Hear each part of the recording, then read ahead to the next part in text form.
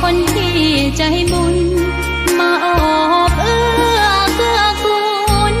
รู้ค่าของบุญเก็บบัวขึ้นมาเพื่อสร้างความดีและสร้างบารมีดังว่าใช้ดอกบัวนี้บูชา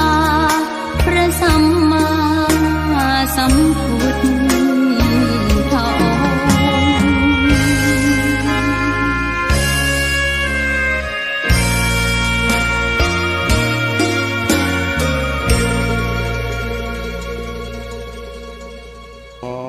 ต่อพระรัตนตรัย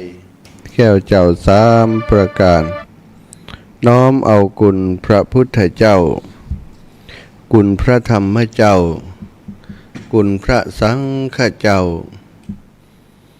คุณพระอรหันตเจ้าอริยสงฆ์เจ้าจุตนจุองค์ได้เมตตาแผ่ปรมีมาเป็นนวโลกุตรธรรมปกเกลาเกษาปกห่มหักษาครูบาอาจารย์พระมหาเถระพระเทรานุเถระเปื่อนสหธรรมิกสหพรหมจารีทุกรูปทุกองค์ปกห่มหักษาศรัทธาสาธุชนคนดีเท่าแก่อีป่ออีแม่ตั้งหลายทุกท่านทุกคนที่ติดตามรับฟังรายการเสียงธรรมแสงอรุณสารธรรมยามเจ้าต่างสถานีวิทยุในเครือข่ายคลื่นสีขาวเพื่อชาวประชาซึ่งออกอากาศจากวัดปากตังเจริญอำเภอดอยหล่อจังหวัดเชียงใหม่วิทยุชุมชนวัดปากตังเจริญ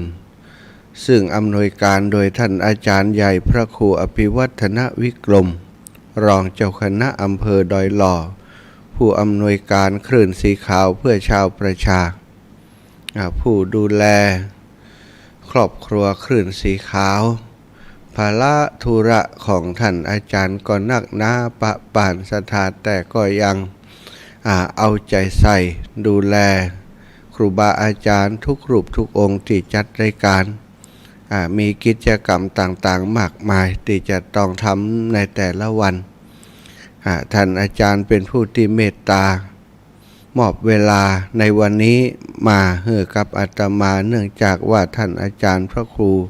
วรธรรมนาถเจ้าคณะตำบลสันติสุขครูบาอาจารย์วันนี้คงจะเหนื่อยอ่อนเต็มที่เนื่องจากว่าในช่วงของวันที่ผ่านมานั้นมีงานบุญใหญ่งาน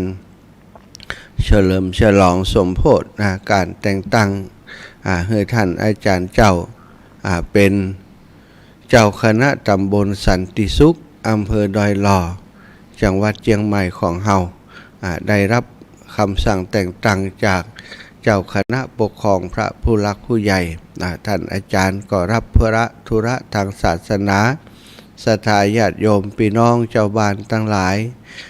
ครอบครัวคลื่นสีขาวของเฮาก็ได้ทราบเรื่องราวเหล่านี้ก็อนุโมทนากับบุญใหญ่ของท่านอาจารย์บ่แน่ใจว่าตะวันนี้จะเป็นอายุวัฒนมงคลของท่านอาจารย์โดยก่อหรือว่าเฉพาะฉลองตำแหน่งเจ้าคณะตำบลสันติสุขอาตมาภาพเองจริงๆแล้วก็จำเป็นจะต้องมาช่วยครูบาอาจารย์เนื่องจากว่าหลายครั้งหลายคราได้รับความเมตตาจากท่านพระครูวรธรรมนาถได้เมตตาไปสนับสนุนจุนเจือช่วยเหลือโครงการธรรมยาตราเพื่อการศึกษาตั้งแต่ครั้งแรกมาก็มีชื่อของครูบาอาจารย์ไปปรากฏในที่บันทึกไว้ว่าได้ไปร่วมงานที่อาตมาทำโครงการธรรมยาตราเพื่อการศึกษาครั้งที่2ที่3แต่ว่าครั้งนี้วันเวลามันตรงกันท่านศรัทธาญาติโยมทั้งหลายและอาตมาภาพเองก็บ่ได้เป็นคนกำหนดเวลาเองท่านอาจารย์ใหญ่พระครูอภิวัฒนวิกรมได้ขอให้เลื่อนจากวันที่15เอาไปเป็นเสาร์2วันเสาร์เหมือนกันเขาก็ว่าครับผมแล้วก็บอกศรัทธาว่าวันที่เสาร์2วันที่เสาร์2 ตานผ้าป่ากันนะก็บันไ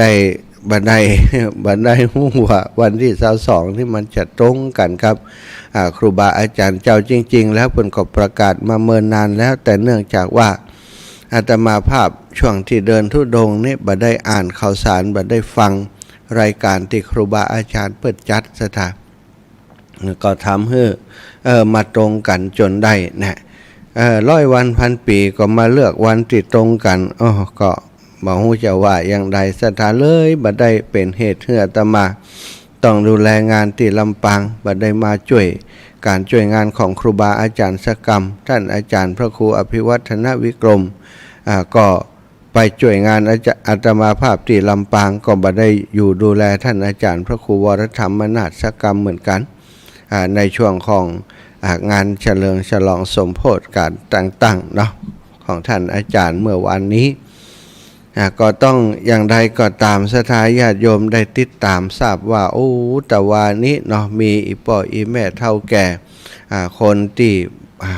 ศรัทธาวัดหนองเหียงก็ดีแล้วก็ศรัทธาญาติโยมครอบครัวคลื่นสีขาวของเฮามาทั่วฟ้าเมืองไทย มาจากทุกสารทิศมาแน่นขนัดไปหมดวัดหนองเหียงกลายเป็นวัดที่แคบไปทานัดตาตะวันนี้เนาะคนมานักมาหลายท่านอาจารย์ก็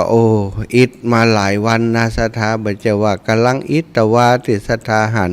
เตรียมงานกว่าจะมีความพร้อมตั้งแต่ส่งยื่นใบดีกา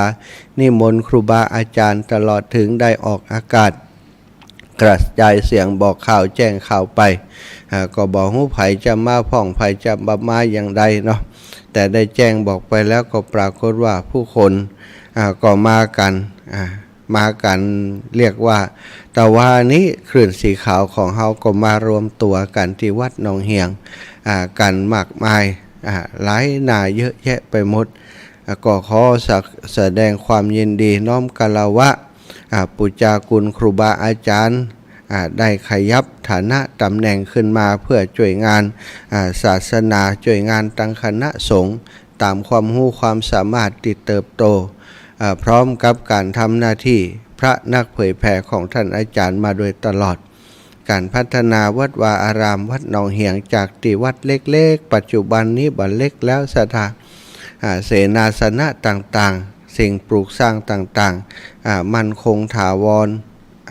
แข็งแรงมั่นคงถาวรสะอาดเข้าไปในวัดร่มรื่นน่าอยู่น่าอาศัยนะเข้าไปแล้วก็มีรัมมณียอารมณ์อยู่ในรัมมณียสถานทำให้อารมณ์เฮาชื่นบานนั่นคือสิ่งที่ท่านอาจารย์ทำมาโดยตลอดควบคู่ไปกับการเผยแผ่พระธรรมคำสั่งสอนตั้งสถานีวิทยุในครอบครัวคลื่นสีขาวของเฮานี่ศรัทธาอีพ่ออีแม่จะได้ฟังน้ำฟังธรรมเป็นธรรมพื้นเมืองซึ่งท่านอาจารย์ได้เทศในทำนองของการเทศทางพื้นเมืองเหนือของเฮาเป็นทำนองที่ฟังแล้วม่วนอกม่วนใจศรัทธาญาติโยมท่านเสียงดังฟังชัดมีจังหวะจะโคนในการเทศทำให้แฟนคลับตั้งหลายตะวานี่ก็มากันนักหนาเนาะอาตมาถ้าถึงว่าเสียดายก็เสียดายนะถ้าใจคำว่าเสียดายมันก็เสียใจด้วยก้น ที่บัดได้มาแต่ก็ยังว่านักศรัทธาทุกคนมีภาระทุกคนมีหน้าที่ที่จะต้องทำเฉพาะหน้าของตัวเองให้สมบูรณ์ก่อนที่จะไปช่วยเหลือคนอื่นอย่างอาตมานี่ถ้าบัดติดอย่างนี้บ่มีใบนิมนต์ก็จ้างไอ้อย่างก็จ้างเตอะศรัทธาอาจจะต้องมากราบมามาช่วยงานครูบาอาจารย์อย่างน้อยก็มานอนช่วยงานสักคืน2 คืน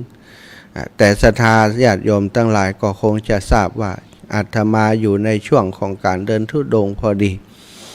ถ้าวันที่15ที่ผ่านมาตานพระป่าวันที่15ก็คงจะได้มาช่วยแต่เนื่องจากว่า15ก็ติดกับงาน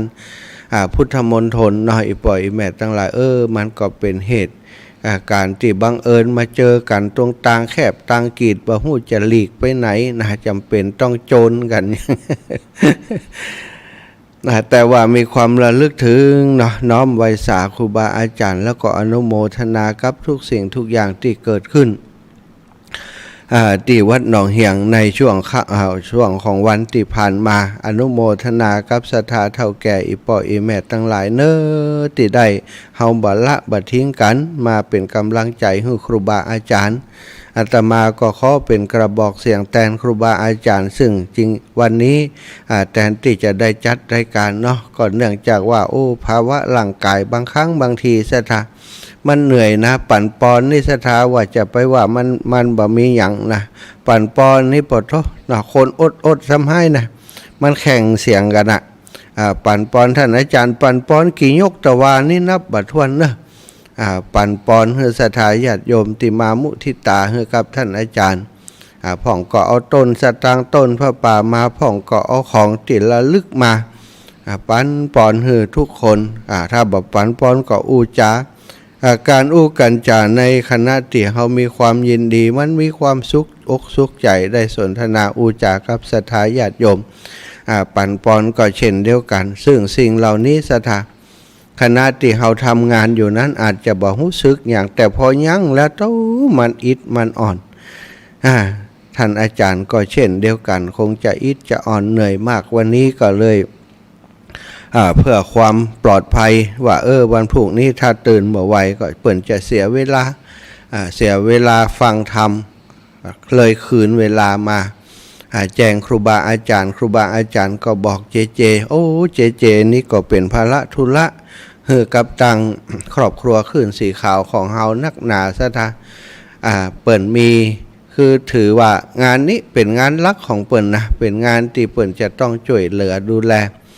นอกจากงานที่เปิ่นช่วยกับชุมชนแล้วมีงานศพกาในหมู่บ้านในชุมชน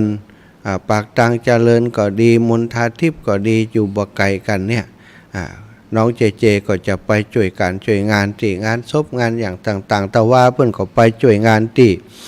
วัดหนองเหียงเหมือนกันเนี่ยวันนี้แต่คืนนี้ก็โทรไปอาตมาใกล้จะเข้ารายการแล้วท่านอาจารย์มาหาวันพุธท่านพระครูวรธรรมนาถวัดหนองเหียงท่านอาจารย์สมศักดิ์เปิ้นบ่ได้เข้ารายการนะมันก็เข้าใจว่าเปิ้นอิดเนาะก็ได้ถามอย่างเจท่านมหาจะเข้าแทนได้ก็ตีสี่เป็นต้นไปนะว่าก็มาพอเวลาและที่แรกจะเดินทางจากลำปางตีสี่ซะนะอาตมาแล้วงานก็อิดเหมือนกันนะแต่ว่ากิจกรรมตั้งแต่ตอนเช้า6 โมง5 โมงบ่าย6 โมงจนถึง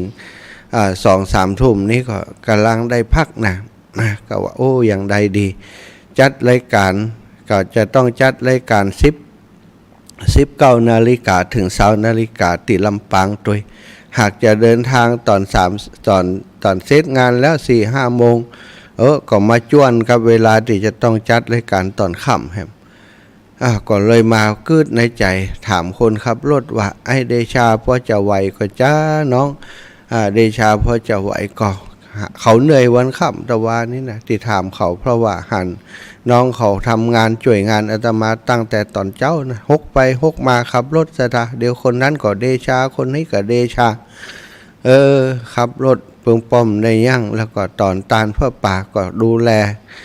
การงานช่วยทุกอย่างก็ดูเขาเหนื่อยเหมือนกันก็ถามว่าไหวไหม แกก็บอกว่าจิบอีว่าถ้าจิบเขา2 ทุ่มจัดรายการแล้วเขาออกเดินทางไปวัดปากตางเจริญถ้ำเขาก็ต้องเดินทางตี 4แต่ตี 4ทุกปีจะจัดรายการเนอะน้องเก็บขอบเก็บครัวขึ้นรถแล้วก็เตรียมตัวอาบน้ำอาบท่าเตรียมตัวเขาจะเดินทาง2 ทุ่มเปิดเอาครัวขึ้นรถแล้วก็เดี๋ยวเขาจัดรายการออกมาไปไหนเดชาไปทางไหนไปช่วยงานบ้านใหม่เพิ่นว่าไปช่วยเปิ่นขนโต๊ะเก็บตังเก็บอย่างที่บ้านใหม่ของลูกสาวน้องแอมอยู่ปิกมาแสดงว่าเขาก็บ่ได้พักเลยซะท่าปิกมาก็เอาขอบเอาคอขึ้นรถก็ปากันเดินทางมาก็เดินทางมาถึงที่วัดปากตางเจริญค่ำคืนที่ผ่านมาก็4 ทุ่มปลาย4 ทุ่มกึ่งก็ได้พักผ่อนเนาะ4-5 ชั่วโมงเหมือนกันแล้วก็ลุกขึ้นมาจัดรายการเฮอีปออีแม่ได้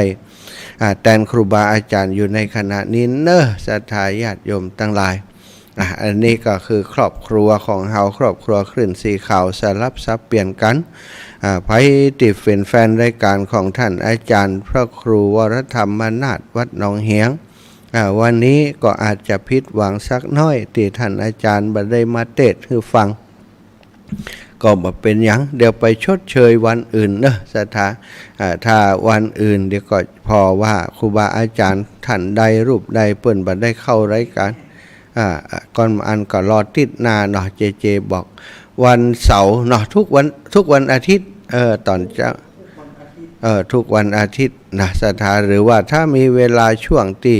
ท่านอาจารย์รูปอื่นเพิ่นบ่จัดแล้วท่านอาจารย์เพิ่นพอดีว่างหรือว่าพอดีจัดได้ก็จะได้เพิ่นก็จะได้เข้ามาพบปะกับสถาญาติโยมเนาะอาตมาในฐานะเป็นลูกศิษย์ลูกหาสัทธิวิหาริกเป็นพระสงฆ์เผยแผ่ร่วมทีมงานเดียวกับท่านอาจารย์ก็ขอบคุณศรัทธาญาติสมณะศรัทธาครูบาอาจารย์ทุกรูปทุกองค์ที่เมตตารับนิมนต์รับดีกานิมนต์ไปร่วมงานตะวันนี้แล้วก็เดินทางไปร่วมงานแสดงความดีใจถวายมุทิตาให้กับท่านอาจารย์พระครูเปิ้ลในโอกาสในเวลาที่เหมาะสมเวลาที่เปิ้ลได้ต้องการกำลังใจในฐานะที่ขยับตำแหน่งขึ้นมาเป็นเจ้าคณะตำบลสันติสุขอย่างเต็มตัวจากการที่ทำงานเพื่อตำบลเพื่ออำเภอมาโดยตลอดช่วงนี้วันนี้เวลานี้ตั้งแต่นี้ไปก็มีภาระธุระทางศาสนาที่จะต้องรับผิดชอบสูงขึ้นจากเจ้าอาวาสจากรองจากอะไรอย่างต่างๆก็ขึ้นมาเป็นผู้นำเต็มตัวจะพัฒนาคณะสงฆ์ตำบลสันติสุขพร้อมกับครูบาอาจารย์หลวงพ่อเจ้าคณะอำเภอดอยหล่อท่านพระครูสาธุกิจจานันท์ท่านอาจารย์พระครูเจ้าคณะอำเภอและก็ท่านอาจารย์พระครูอภิวัฒนวิกรมรองเจ้าคณะอำเภอดอยหล่อเป็นทีมงานประสานประโยชน์ประสานพลังประสานจิตประสานใจขับเคลื่อนเป็นกลไกสำคัญในการพัฒนาอำเภอดอยหล่อโดยเฉพาะเรื่องราวของการที่มีพุทธมณฑลเกิดขึ้นในพื้นที่ของเฮาก็จะต้องมาช่วยกันชูดูแลพัฒนากันต่อไปนี่ศรัทธาญาติโยมทั้งหลายเนาะขอขอบคุณเนอะสมณะศรัทธาและก็มูลศรัทธาทุกท่านทุกคนบัดได้พบบัดได้ปะกันก็เอาไปปะกันปุ้นกันแล้วกันรอเตียนเนาะรอเตียนวันที่7ก็ไปปะกันที่ม่อนจอมพองานของครูบาอาจารย์ผ่านไปไว้มาตั้งหลังหางานตัวเก่าโจโกเหมาะสะทาแต่ว่านี้ก็มีครอบครัวหมู่เฮาครอบครัวคลื่นสีขาวนะได้ส่งกำลังใจไปได้เดินทางไปก็มีได้ส่งกำลังใจฝากปัจจัยไปโอนปัจจัยไปเข้าในบัญชีของอาตมาก็มีโอนเข้าบัญชีของโรงเรียนก็มีบางพ่องก็ตึ้งจดกำแล้วอีแม่โอนเข้าไปบัญชีโรงเรียนเลยเนอะเบอร์นี้อีแม่จดอีแม่มีเนี่ยมีแล้วก็เบอร์อาจารย์นั่นนะ อีแม่บอกฮู้จักโรงเรียนอีแม่ฮู้จักท่านอาจารย์โอนให้อาจารย์แล้วแต่ตามใจจะเอาไปหยังวะเอาไปอย่างก็เอาไปช่วยโรงเรียนนะแม่เนาะกันนั้นนะอีแม่ถึงไว้ใจละเพิ่นก็โอนปัจจัยมาส่วนหนึ่งก็เข้าติบัญชีของอาตมาส่วนหนึ่งก็เข้าบัญชีของโรงเรียนดังที่ว่าส่วนหนึ่งก็เดินทางมาร่วมบุญพระป่าสามัคคีศรัทธาคนเฮาเปิ้นบอกว่ามีสิ่งที่เฮาบ่คาดฝันหรือว่าคิดบ่ถึงบ่คิดว่าจะเกิดขึ้นมีหลายอย่างเนาะอย่างเปิ้นว่ามีไผสักคนบนโลกใบนี้คิดว่าวันหนึ่งไฟจะไหม้บ้านตัวเก่าวันหนึ่งตัวเก่าจะเป็นโน่นเป็นนี่วันหนึ่งคนในครอบครัวจะเป็นอย่างอันอย่างอีทางที่เฮาทั้งหลายก็ฮู้อยู่ดีว่าโลกนี้มันมีอะไรอย่างที่บันแน่นอนเสมอนะอาการเจ็บเป็นเย็นอุ่นก็ดีอุบัติเหตุในชีวิตต่างๆก็ดีสิ่งเหล่านี้เฮาบ่ได้คิดว่ามันจะเกิดแต่ศรัทธามันมีอย่างแน่นอนบางอย่างก็เกิดขึ้นบางอย่างก็เกิดขึ้นในทางที่ดี บางอย่างก็เกิดขึ้นในทางที่บดีทางที่บดีก็คือทางที่เขาบ่ปรารถนาบ่ต้องการให้เกิดขึ้นไผจะต้องการว่าอันคนในครอบครัวจะต้องเจออุบัติเหตุนี่สถาแต่ถ้ามันเกิดขึ้นแล้วบางทีเขาก็ทำใจบ่ได้สิ่งที่บ่ดีถ้ามันเกิดขึ้นหลายๆคนก็ช็อกกับสิ่งนั้นหลายๆคนก็เสียใจกับสิ่งนั้นจนเป็นโรคซึมเศร้าจนทำอย่างบ่ได้ไปเลยก็มี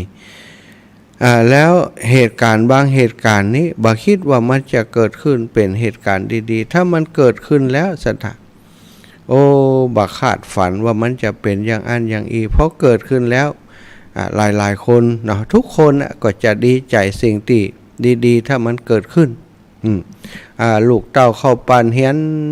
หนังสือจบมาสอบได้เป็นข้าราชการเป็นโน่นเป็นนั่นเป็นนี่ที่มันเป็นเกียรติกับวงศ์สกุลของเปิ้นเนี่ยก็ดีใจปลื้มใจปีติใจบักกึดว่าจะได้สิ่งนั้นสิ่งนี้มาวันดีคืนดีบุญมาวาสนาทรงมันได้นะสถาอาตมาภาพได้อธิษฐานจิตนะจริงๆแล้วได้อธิษฐานมาเมินแล้วตั้งแต่บวชวัตถุประสงค์ในการบวชครั้งนี้นะถ้าไปมานั้นก็ศรัทธาก็ฮู้กันหมดแล้วแต่ถึงว่าการตั้งใจครั้งแรกนี้บ่ได้ตั้งใจเพื่อจะบวชมาบ่ได้ตั้งใจว่าจะบวชเพื่อแสวงหาโมกขธรรมนะบ่ได้บวชเพราะว่าเบื่อหน่ายการครองคฤหัสถ์เบื่อหน่ายครอบครัวอยู่กับครอบครัวมีความสุขกายอย่างการนี้บ่ใช่ศรัทธาตรงกันข้ามหมดอยู่กับครอบครัวมีความอบอุ่นดีลูกเต้าก็ฮักแม่ภรรยาตลอดถึงครอบครัวแม่กับน้องกับทุกคนอยู่มีความสุขอยู่ด้วยกันอยู่ในหมู่บ้านในชุมชนก็ทำงานช่วยเหลือชุมชนมีพื้นที่ทำงานที่มีความสุขได้ทำบุญอยู่ตลอดเวลาเป็นมรรคนายกเป็นผู้อาจารย์ได้ช่วยการช่วยงานกับทางชาวบ้านบ่ได้เดือดร้อนหยังแต่พอมีเหตุการณ์เกิดขึ้นในหมู่บ้านในชุมชนที่เป็นเรื่องใหญ่บ้านชุมชนก็จะมีบ้านวัดโรงเรียนอันนี้คือเสาหลักของชุมชนสถานเสาหลักของบ้านก็จะมีพ่อแม่มีคนในครอบครัวมีเศรษฐกิจครอบครัวมีที่อยู่อาศัยเสาหลักของชุมชนสถานก็จะมีสิ่งที่เป็นที่ยึดเหนี่ยวตั้งจิตตั้งใจบ้านวัดแล้วก็โรงเรียนบ้านก็คือหมู่บ้านทั้งหมดนะวัดก็คือสถานที่ที่เป็นของเจ้าบ้านทั้งหมดอยู่เป็นส่วนกลางเป็นที่พึ่งตั้งจิตใจประกอบพิธีทางศาสนาตามความเชื่อของทุกคนในหมู่บ้านนะว่าเป็นเนื้อบุญเขตเป็นเนื้อนาบุญเป็นสถานที่อยู่ของตนบุญเนื้อนาบุญที่จะเอาบุญเอากุศลให้กับเฮาเป็นศูนย์รวมจิตใจของศรัทธาวัดแล้วก็มีโรงเรียนโรงเรียนนี้ก็ถือว่าเป็นที่บ่มเพาะสติปัญญาของลูกของหลานของเฮาทั้งหลายเพื่อจะมาสืบทอดสืบต่อ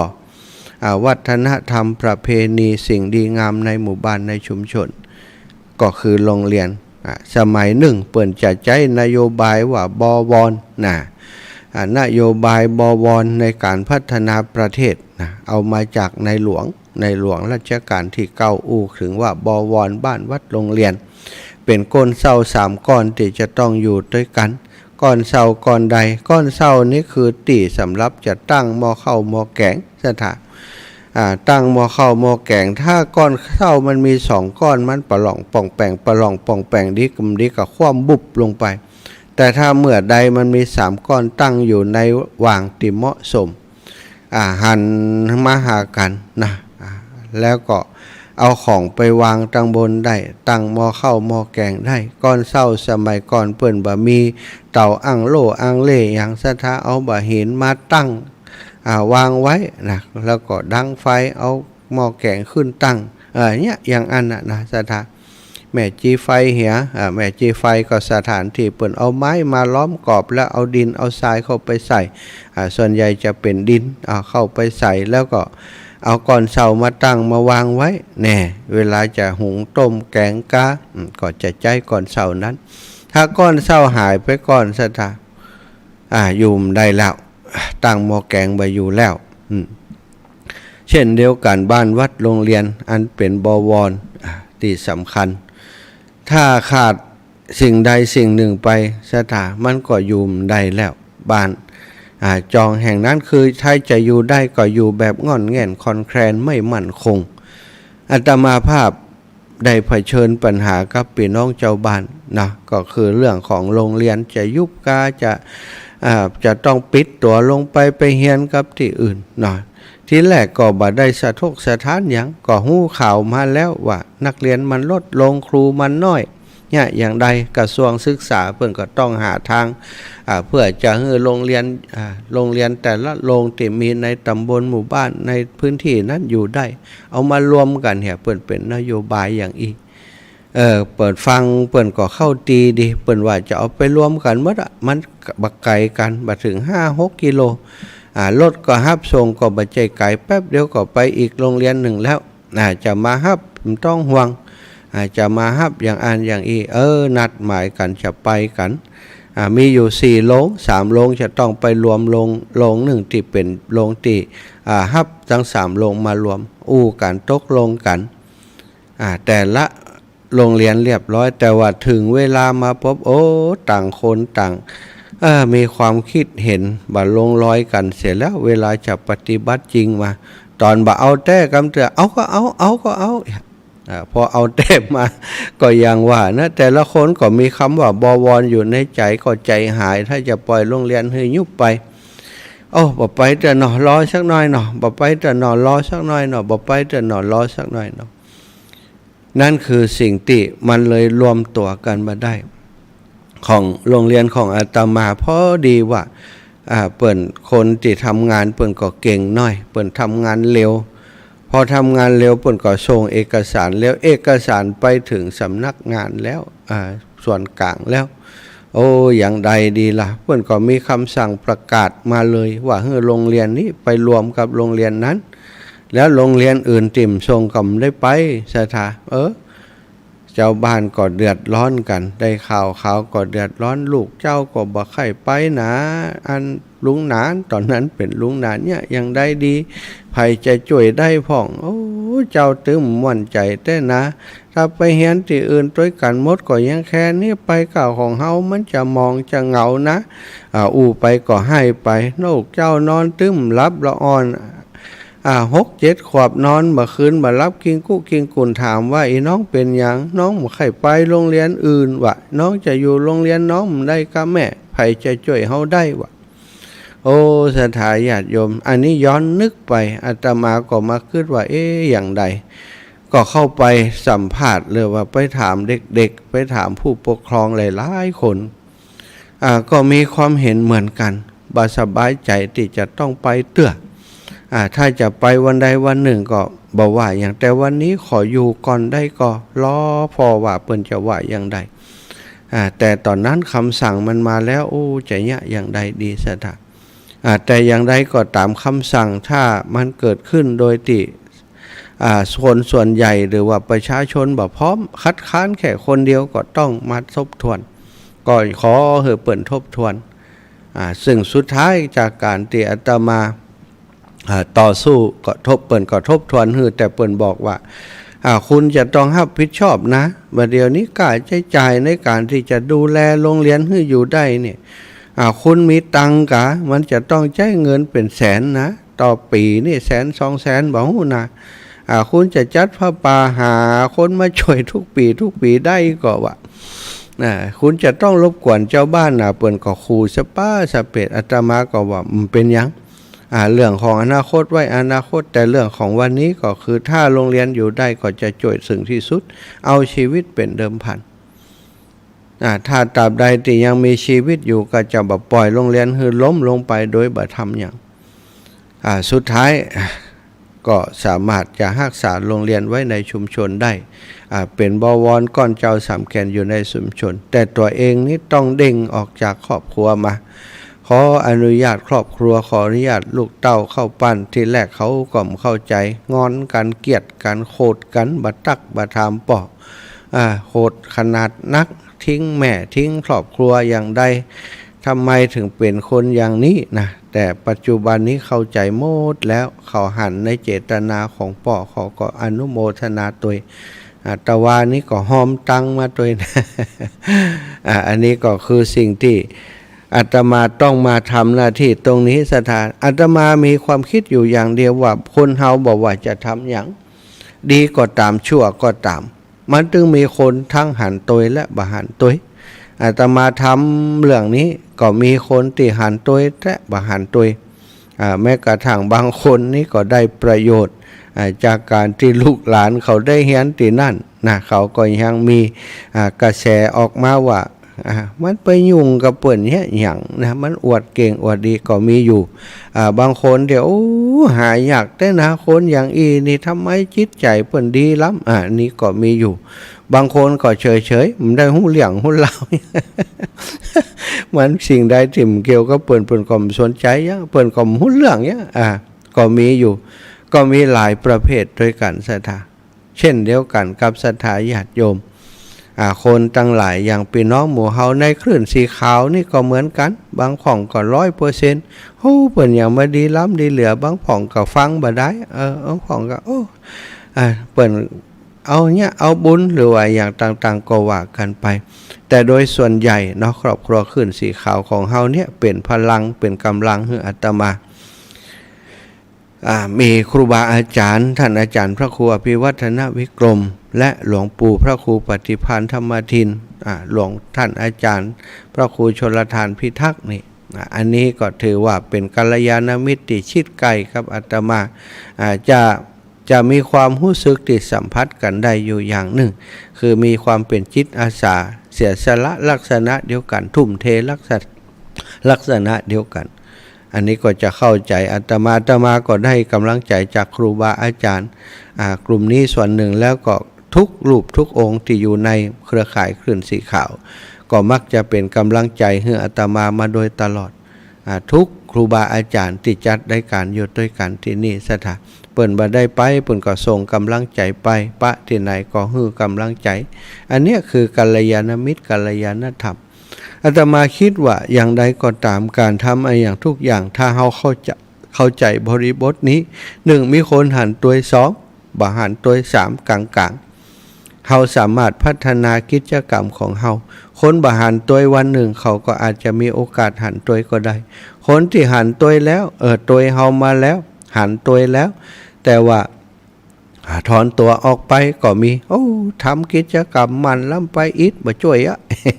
ก็มีอยู่ช่วยไปนักแล้วพักผ่อนพ่องก็มีอยู่ก็เป็นเรื่องธรรมดาและคนที่เฉยๆบ่ฮู้นอนฮู้หนาววันหนึ่งฟังไปหันไปได้พบได้ปะกันตนยังอีกอินดูเปิ้นเนาะกลับมาช่วยก็มีอันนี้ศรัทธาญาติโยมฉะนั้นเฮาต้องยืนหลักคือได้มีความตั้งใจมีจิตเจตนาอันแน่วแน่แล้วก็ทำอย่างใดก็ตาม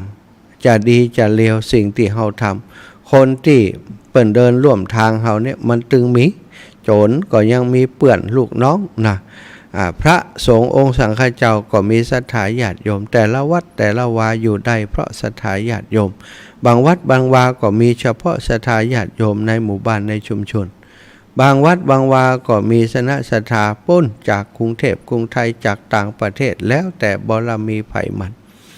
อาตมาคิดอย่างอันก็เลยได้มาบวชศรัทธาบวชโดยมีจิตเจตนาจะช่วยโรงเรียน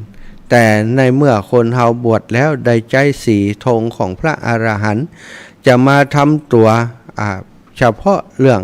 เฉพาะประโยชน์ส่วนตัวหรือว่าประโยชน์ส่วนที่ตัวเองตั้งใจจะมาทำนั้นมันบ่ใช่เพราะบวชเข้ามาแล้วต้องรักษาศีลต้องปฏิบัติธรรมต้องทำหน้าที่สงฆ์มีการปกครองกันเป็นระดับเป็นชั้นเป็นระดับเฮาเป็นพระใหม่เป็นนวกะก็ต้องมีครูบาอาจารย์คอยดูแลมีวัดวาอารามอาศัยต้องมีเสขียวัดจริยวัดที่งดงามตามแบบเป้าของสงฆ์ต้องห้ำเฮียนศึกษาปริยัติต้องปฏิบัติเพื่อจะให้เกิดปฏิเวทกับตนกับตัวเพื่อประโยชน์ในการเผยแผ่พระพุทธศาสนาสิ่งเหล่านี้ถึงเฮาบัดตั้งใจจะมาทำแต่ต้องทำเพราะว่าเป็นสงฆ์แล้วบวชแล้วมีเพศเป็น บรรพชิตแล้วก็ต้องทำหน้าที่นั้นอาตมาก็โชคดีอีกอย่างเป็นตุเจ้าเก่าเป็นสามเณรมาก่อนเป็นสามเณรได้เรียนบาลีได้เป็นตุเจ้ามามีครูบาอาจารย์ที่เคารพนับถืออบรมพร่ำสอนอบรมพร่ำสอนเป็นแบบเป็นอย่างหลายรูปหลายองค์ก็มานึกว่าเฮาเป็นศิษย์มีครูจะมาทำอะไรอย่างที่ดูบดีบงามบ่เหมาะบ่ทำแต่สิ่งที่ดีชีวิตที่เหลืออยู่อยากจะสร้างประโยชน์แก่ผู้อื่นเพียงประการเดียวบ่ได้คิดประโยชน์ส่วนตัวในเรื่องของโชควาสนาต่างๆก็ดีนะตำแหน่งหน้าที่อย่างบ่ได้หวังว่าวันนี้ขอให้มีพื้นที่ขอให้มีสติปัญญาขอให้มีกำลังที่จะสร้างสรรค์สิ่งดีงามเพื่อสังคมเพื่อคนอื่นโอ้ศรัทธาความปรารถนาความตั้งใจมันมีพลังเสริมพลังหนุนให้อาตมาได้ทำกิจกรรมแบบมีความสุขแล้วก็ประสบความสำเร็จเป็นขั้นเป็นตอนตั้งแต่บ่มีความมั่นใจอย่างเลยเดินธุดงค์ก็บ่จะเคยเดินกับเปิ้นบวชครั้งก่อนบ่ได้เดินสักก้าวเดินธุดงค์เนี่ยเรียนหนังสืออย่างนู่นอย่างนี้หันแต่เปิ้นเดินธุดงค์หันแต่ว่ามันไกลเกินที่เฮาจะทำได้แต่มาบวชครั้งนี้มันมีกิจกรรมที่จะต้องทำคือถ้าบ่เดินธุดงค์จะเอาตังค์ที่ไหนมาช่วยละอ่อนถ้าจะมาจัดผ้าป่าอย่างเดียวจัดผ้าป่าอย่างเดียวคนในหมู่บ้านในชุมชนที่ฮู้จักเขาก็จะบ่มีแฮงช่วยบางคนก็จะด่าว่าหันก็แล้วก็มากวนเจ้าบ้านจนได้มาคิดว่าจะอย่างได้ก็มีวิธีเดียวคือเดินธุดงค์บ่เคยทำเลยซะบ่เคยบ่เคยเดินทางบ่ฮู้มันจะเป็นอย่างใดถามว่ามีความรู้สึกอย่างใดครั้งแรกนะมันเหมือนกับว่ากิจกรรมนี้มีเขาตันงานตั้งอยู่ตั้งหน้ามีสิ่งสารสัตว์มีความอันตรายอยู่ในหันแน่นหนาเฮาจะต้องเดินผ่าเดินข้ามไปให้ได้นึกประมาณนั้นซะก็ได้เริ่มต้นคิดว่าทุกสิ่งทุกอย่างมันต้องมีการเริ่มต้นก้าวไปทีละก้าวเท่านั้นเองกว่าไอ้อย่างมันมีกุลของพระพุทธพระธรรมพระสังฆเจ้ากุลครูบาอาจารย์คุ้มกะลาหัวเฮาสิ่งที่เฮาทำเจตนาอันดีงามมันต้องสำเร็จกะไปเดินศรัทธาสปายย่ำสปายทงย่ำจังจะสปายอย่างใดเวลาเดินจะเตียวอย่างใดให้งดงามเรื่องสักอย่างก็บังเอิญว่าได้อาจารย์วีรพลมัทโวหรือว่าวีรพลใจบุญเนาะ19 พรรษาเป็นพระธุดงค์เป็นคนที่มีจิตใจเสียสละอาสามาเดินตัวศรัทธาอาตมาก็เป็นปัจฉาสวนะเดินติดตามอาจารย์เปิ่น19 พรรษาเฮากำลังได้พรรษาแรกความจริงนี้เปิ่นฮื้อเดินนะแต่ไปขออนุญาตครูบาอาจารย์ทำฮื้อเดินก็คือเฮามีอย่างจะมาช่วยโรงเรียนท่านอุปชาก็เมตตาอนุญาตครูบาอาจารย์ระดับใหญ่ระดับสูงของจังหวัดก็อนุญาตแต่ก็สั่งว่าจะไปทำอะไรอย่างไปเป็นการเลี่ยไล่ไปอย่างเนื้อเดินก็ขอให้เดินในกิจวัตรของธุดงควัตรไปนะบัดดีไปขอตังค์เบิ่นนะ บัดดีไปสร้างความเสียหายนะจะเสียชื่อคนลำปางนะว่าอาตมาก็ฟังครูบาอาจารย์ก็รับปฏิบัติทุกอย่างทุกประการเดินโดยครูบาอาจารย์ที่เปิ่นนำเปิ้นก็สอนเดินอย่างน่าจะไปเดินเร็วหายใจมันจะลำบากผมเดินเร็วหน่อยนะท่านอาจจะเดินโดยผมบัดตันนะเพราะผมเคยเดินเพราะผมก้าวยาวเปิ้นก็บอกทุกอย่างการหายใจแบบนี้นะภาวนาแบบนี้นะสปายถ้าสปายอย่างมันรุดแปลงอันนี้ไว้นั่นเอาผ้ามาขอดไว้อย่างขอด2 หัวเอาของกล้องเนี่ยเข้าท่าแต่แบกธงต้องแบกอย่างนะแบกให้มันงามมันเปิ่นสอนหมดสอนการเดินสอนกันอย่างก็ได้ประสบการณ์โดยครูบาอาจารย์แล้วก็ชินไปสัตว์กลายเป็นว่าเก่งแล้วน้ำเดียวนี่นะ เอาของขึ้นบาป๊อปแป๊บไปแล้วเดินไปจากครั้งแรกนี่10 วันแรกทรมานตัวทรมานกายสัตว์จิตใจที่แรกก็จะไหวก้า1,000 2,000 กิโลนี่ เดินทาง 2-3 เดือนนี่เขาจะยังได้จ้านอนไปครับเว้ยกลัวไปจ้ากลัวผีก็ต้องนอนกับผีที่ไปจ้าเอานอนเข้าไปกลัวตัดใดอยู่ตัดนั้นนะศรัทธาบางวันครูบาอาจารย์เปิ่นไปธุระเปิ่นละเดินคนเดียวก็เดินคนเดียวเดินไปนอนป่าจ้าไปเป็นอย่างอันจากครั้งแรกศรัทธาญาติโยมบักกึดว่าจะเกิดความสำเร็จตอนนั้นที่เดินครั้งแรกนี่ได้ปัจจัยส่วนของการเดินติศรัทธาญาติโยมเปิ่นปะอันอาจารย์จะไปไหนก็บอกวัตถุประสงค์เปิ่นเนาะไปเดินทางไปหั่นไปนี่เพื่อกิจกรรมอะไรอย่างเปิ่นก็หายหอมมาคนละ20-30ตอนนั้นเศรษฐกิจยังโอเคอยู่นะช่วงโควิดระบาดใหม่ๆนี่คนยังมีสภาพคล่องอยู่เปิ่นก็ใส่บาตรใส่อย่างมากก็ได้พอสมควรเนาะศรัทธาญาติโยมกลับมาแต่ว่าเป้าหมายที่เราตั้งไว้ในมันห่างไกลเหลือเกินเดินธุดงค์ไป2 เดือนปลายกลับมาที่หมู่บ้านนับปัจจัยที่เปิ่นโอนมาตั้งบัญชีโรงเรียนและบัญชีของตัวเองตลอดถึงที่เปิ่นหายหอมระหว่างตังมันนับพอได้อยู่30,000ปลาย 38,000แต่จะใช้เงินประมาณ150,000-160,000มันไก่ล้ำอย่างใดดีจ้าเนาะแต่สุดท้ายศรัทธาสิ่งที่คิดไว้บอกว่าดีว่าชั่วอย่างใดก็แล้วแต่วันหนึ่งตึงเทวดาตึงหันแล้วคนที่จะขี่ม้าขาวมาก็ต้องมีอาตมานี่ได้ครูบาอาจารย์คลื่นสีขาวของเฮาท่านพระครูอภิวัฒนวิกรมเมตตาให้โอกาสมาแสดงความคิดเห็นเอาเรื่องราวของการเดินธุดงค์มาเล่ามาในรายการที่ท่านอาจารย์โทรเข้าไปโทรไลน์เข้าไปพึกอาตมาสัมภาษณ์แล้วก็ให้อาตมาท่านสมชาติเป็นอย่างใดพ่องวันนี้อยู่ปัจจ้าเป็นอย่างใดเล่าให้ศรัทธาญาติโยมฟังลูกกิจกรรมต่อจากนี้จะเนี่ยอย่างเนอะมอบเวลาให้ศรัทธาบ่เคยจัดกำเตือเปิ่นโทรไลน์เข้าไปก็นั่งกับไลน์นั่งกับโทรศัพท์อยู่กลางปัจจ้าพุ่นนะปัจจ้ามีจุดที่มีสัญญาณจุดเดียวต้องนั่งในจุดปุ่นอยู่หิมห้วยอยู่บนอยู่กลางดอยอยู่หิมห้วยนะอยู่หม่อนที่มันมีหันจุดหนึ่งศรัทธาเปิดห้องว่าเป็นห้วยแล้งอีเนาะมันอยู่ทางบนก่อนตีสูงน้อยสูงแต่ก็มีตัดนั้นจุดนั้นก็ไปอยู่จุดนั้นตามไฟ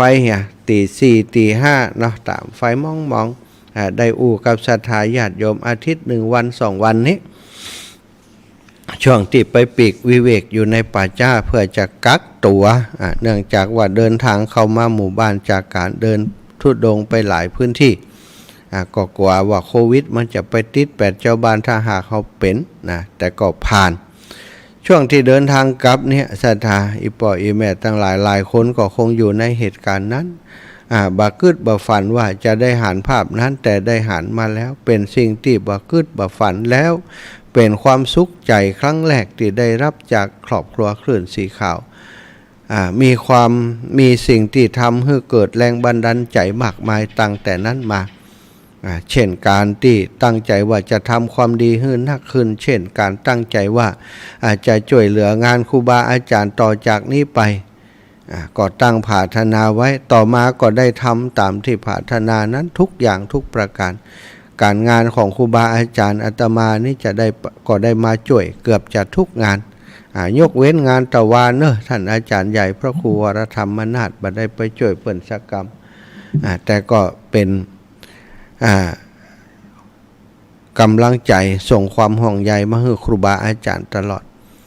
ปรารถนาไว้อย่างใดก็ได้ทำทุกอย่างทุกประการจากวันนั้นจนวันถึงวันนี้ศรัทธาอาตมาภาพได้รับความไว้วางใจจากครูบาอาจารย์เพิ่มขึ้นจากการที่เฮามีความจริงใจต่อครูบาอาจารย์แล้วก็สนองงานแสดงบทบาท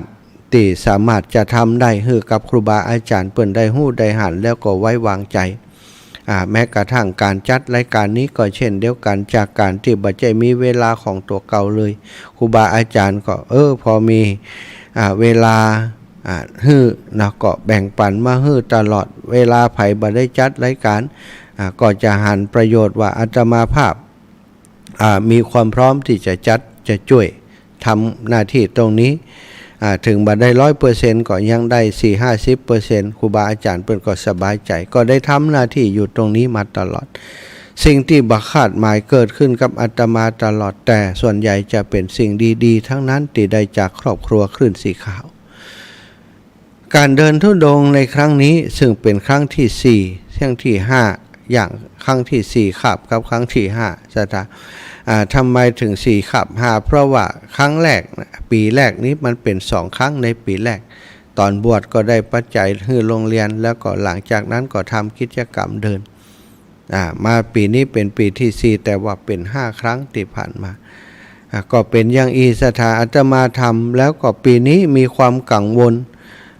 ลเล็กน้อยถึงปานกลางถึงนักที่สุดในระยะหลังที่แรกตอนแรกก็กังวลเล็กน้อยว่าปีนี้เศรษฐกิจบ่ดีเดินธุดงค์อากาศก็ร้อนร่างกายจะไหวก็จ้าแล้วก็จะมีคนสนับสนุนเหมือนเดิมก็จ้ากังวลเล็กน้อยแต่พอเดินทางไปก็เกิดความรู้สึกกังวลปานกลางขึ้นมาซะ เพราะว่าระหว่างทางที่เดินไป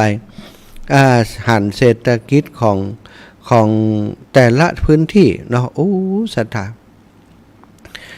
เปิดร้านอาหารทำร้านอาหารใหม่เปิดร้านกาแฟทำร้านกาแฟใหม่ห้างร้านอย่างต่างๆนี่ดูอยู่ข้างต่างสถาประกาศขายที่ดินขายบ้านฮื้อเจ้าพ่องอายังพ่องร้านนี่โต๊ะเก้าอี้ใหม่ๆอยู่แต่เหมือนกับว่าเปิดได้บัดเท่าใดปิดตัวลงไปสู้เรื่องของเศรษฐกิจสภาพของบวายปิดตัวลงไปร้านวัสดุก่อสร้างซึ่งปกติจะคึกคักขายดีมากแต่ปิดตัวลงไปหันทางอย่างต่างๆปิดตัวลงไปประชาชนคนเจ้าบ้านใส่บาตรพระธุดงค์ที่เดินอยู่ก็น้อยลงแล้วปัจจัยที่ได้จากการตีศรัทธาญาติโยมเปิ้นใส่บาตรเนาะศรัทธาก็มีความรู้สึกว่ามันบ่อย่างเก่าเนาะ สีเขียวนักปะเนาะนะประมาณนี้นะได้หันว่าปีนี้ใจยังได้น้อยนะใจในใจแล้วก็ปีนี้ตั้งใจว่าช่วงแรกนี้ก็จะบ่เรื่องกิจกรรมอย่างนักบ่เรื่องของการจะให้ศรัทธาช่วยเหลืออย่างนักนะก็ขอได้เดินก่อนได้เดินไปได้อย่างไปอย่างอีกก็พอก่อนเหตุการณ์จะเกิดอย่างตั้งนาก็ว่ากันตั้งหน้าก็เดินมาแต่ว่าช่วงที่เดินก็มีบางสิ่งบางอย่างที่เกิดขึ้นก็คือมิตรภาพระหว่างต่าง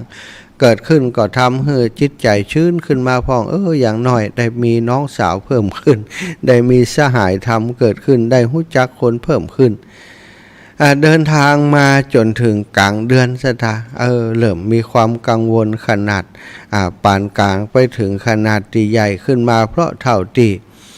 เดินมาความเคลื่อนไหวที่เปิ่นจะร่วมด้วยช่วยกันนี่มีบันนักเหมือนกับครั้งก่อนรู้สึกผิดปกติถ้าเปรียบไปแล้วก็เหมือนกับว่าน้ำที่แรกก็หันสีกระเพื่อมพองต่อมาดับปิ้งเหมือนคนเปิ่นจะไปเงียบป่านี่มีป่าก็มีเนาะน้ำหนิ่มพิมพ์พ่อถึงบ่หันหัวออกกำแล้วก็กังวลเริ่มกังวลว่าอย่างใดปีนี้จะได้ก็จะช่วยเหลือโรงเรียนได้ก็จะกำหนดหมายอย่างต่างๆที่มีไว้นี่มันจะสมปรารถนาก็จะกึดไปยิ่งมาท้ายๆสถานที่เดินธุดงค์มาเดินธุดงค์พอจะจบแล้วก็ตึมหันป่าเหียบปิงคนที่สภาพของเปิ่นเคยดีสมัยก่อนนี่ตู้ลุงตู้น้าน้องช่วยมาตัวอีเนอะตึมมีตักมากำแล้วทาง Facebook ทางที่ลง Facebook ไลฟ์สดไปทุกวันดับปิงใช่ป่ะปีนี้ถ้าจะอย่างใดน้อยนะคิดในใจแล้วก็ตัวเองก็คิดว่าจะเปิ่งตัวเก่าฮือนักที่สุดบ่รบกวนครูบาอาจารย์อย่างนักมีในขึ้นสีขาวก็ผ่องแต่ว่าบ่ได้เน้นสารธรรมเน้นเรื่องราวต่างๆบ่เรื่องปัจจัยที่ ได้นิดหน่อยนี่นะบ่อู้เดินทางมาจนถึงพระธาตุดอยสุเทพสถานเมื่อก่อนนี้เดินทางไปน้อยก็ต้องโอนสตังค์มาเข้าโรงเรียนเข้าบัญชีโรงเรียนไว้เพราะว่าวันหนึ่งนะเปิ่นใส่บาทเฮาบักกล้าเก็บไว้ในตั๋วบางเทื่อก็ได้เป็น 2-3 ปันพุ่นนะโอนมาให้โรงเรียนตลอดแต่ว่าช่วงที่เดินเที่ยวนี้นี่มันดับปิงอย่างว่านะสตาจนพอบัดนับสตางค์ที่อยู่ในยามนะบัดนับเลยเอาใส่เข้าไป อันปกติจะกลัวว่าคนจะมาป่วนแต่เฮาว่าโอ้จังมันเถอะมันเขาป่วนก็เขาก็ถ้าเอาฮือเขาก็คงแบบเนี้ยอย่างเฮาอีกกันเนาะป่นได้แต่แบงค์ซาวไปมันคงย่ำเดือดร้อนกัน มาถึงดอยสุเทพคือเขานับพอมีอยู่ 12,300 กว่าบาทสถานก็บอกไอ้เบิ่มว่าเอาซองเก็บไว้เอาปัจจัยไปเข้าบัญชีไว้ถึงวัดเฮาก็จะได้เอาตานพระป่าเอายอดนี้มาร่วมตานตัวเองเนาะแจ้งให้เปิ่นไว้หน้าสถานเดินได้เดือนไปมีปัจจัยมาตรอันศรัทธาถ้าเป็นอีปออีแม่เฮาจะใช้เงินอยู่ประมาณถ้าเต็มจ้างครู3คนเดือน1 20,000 แล้วก็12 เดือนเอาคูณเข้าไปเอาคูณ12เข้าไป 200,000 ปลายได้มาตังมา10,000 ปลายมันไกลจอยวอยถ้าหันน้ำบ่อนี่ก็เหมือนกับว่านั้นมันน้ำกำใจนะบ๊อบแป๊บอยู่ตั้งหลุมปุ่น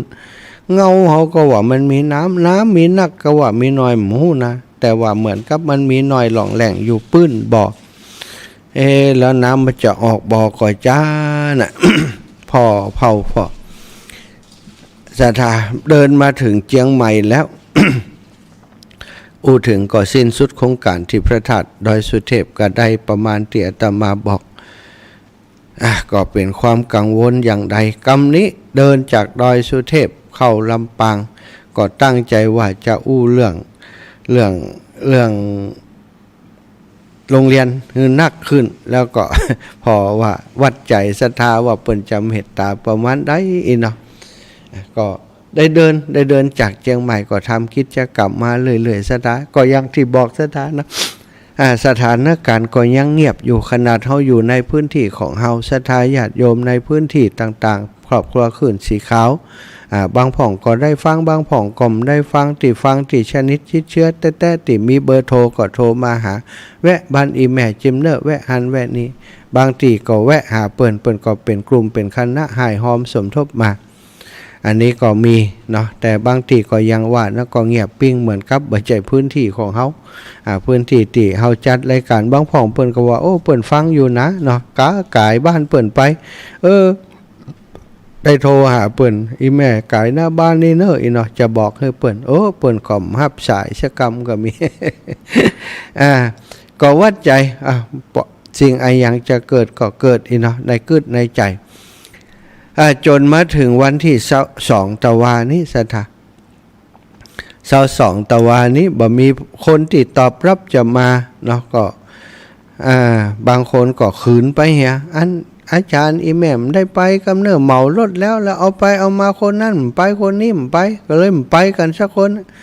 แม่โอนมาช่วยแฮเนอร์น่ะมันเป็นอย่างแม่ตามอันมันมีธุระมีภาระแต่ละคนก็มีภาระหน้าที่ของตัวเก่ามันเป็นอย่างเนอเนาะก็บอกเปิ้นอย่างอีไปก็จบไปเป็นคนหายไปเป็นคนก็มาคิดว่าละอ่อนถามว่าจะตั้งโต๊ะเก้าอี้ไว้นะก็พอประมาณนี้ก็คน 4-50-100เนี่ยพอมีไผตอบรับมาต่อได้บางคนก็บอกแจ้งมาแล้วมันได้มาสักคำที่ว่าจะมาเป็นรถเป็นตู้เป็นอย่างเนี่ยเปิ่นได้มาแล้วพี่น้องท่านนั้นก็ได้มาท่านนี้ก็ได้มาแล้วงานมันตรงกันเขาก็เลยจัดเก้าอี้ไว้มันหนักต่อใดศรัทธาแล้วตะวานี้แจ้งมาว่าเจ้าอาตมาซ้ำมีกิจกรรมขึ้นบ้านใหม่ของลูกสาวลูกบุญธรรมที่อุปถัมภ์เขาเป็นเจ้าหน้าที่สถานีวิทยาลัยสงฆ์นครลำปางน้องแอมพัชริยาฟองจันตาเป็นคนจิตใจดีงามก็เลยทำงานร่วมกันแล้วก็มีความรู้สึกเป็นลูกเป็นเต้าคนหนึ่งลำบากยังก็ช่วยเขา พอดีว่าเปิ่นแปลงบ้านใหม่ขึ้นบ้านใหม่แต่ว่าก็เลยลวดนิมนต์ครูบาอาจารย์หลวงปู่ตุนะตุลุงตุเอาตุปีตุน้องทั้งหลายมาร่วมบุญกับเปิ่นมาขึ้นบ้านใหม่คืออาจารย์แอมเปิ่นนะก็มีกิจกรรมอยู่ที่บ้านอาจารย์แอมเสร็จจากหันแล้วอาตมาเดินออกจากป่าเจ้าแวะบ้านเปิ่นเสร็จฉันเพลแล้วก็เดินทางไปที่วัดสถาก็บันนึกบัฝันว่าสถาจะมานักเพราะเท่าที่ประเมินที่เปิ่นอูมาที่เปิ่นโทรมาบอกก็มีบอกกี่คนนะโอ้พอเดินเข้าวัดไปสถาจากหน้าวัดก็มีคนมาต้อนรับเล็กน้อยจนเดินลงไปโอ้ในวัดเงียบปิงคนทำมีนักเฮ้ยกระหว่ำถึงเวลาบ่าย2 โมงพุทธเจ้าจะมาก็เดินลงไปติกุฏิตัวเก่าจะไปเปลี่ยนองค์ทรงเครื่องอาบน้ำอาบท่าเสียก่อนเหงื่อไหลไขย้อยเดินไปถึงอันติกุฏิโอ้ยังถึงกำเตือสถานรถจอดทึบถืออยู่ปุดติกุฏิอาตมาปุ่นเปลี่ยนลานติจอดรถใดเข้าไปโอ้คนมืดฟ้ามัวดินอยู่ติหันนับบ่ได้ว่าต่อใดประมาณ200 คนแต่ว่าพื้นที่มันน้อยก็เลยดูแออัดคับแคบไปเลยแต่ละคนก็มาลุ้มขออันล้างตีนพระธุดงค์มักจะมีคนที่เปิ่น